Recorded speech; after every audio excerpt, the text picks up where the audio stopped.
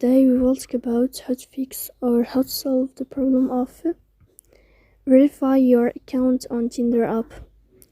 To know how to fix or how to solve the problem of verify your account on Tinder app, you should just go to settings.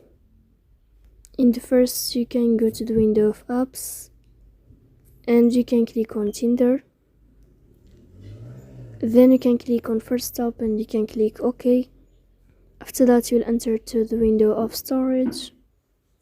Here you can click clear cache. Don't click clear data because that can cause you errors that can delete your account.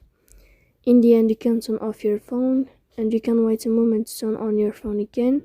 If it's not working with you, then you can update your app on Play Store. So please don't forget to support us by like and subscribe. See you next time in another video, and thank you for your attention.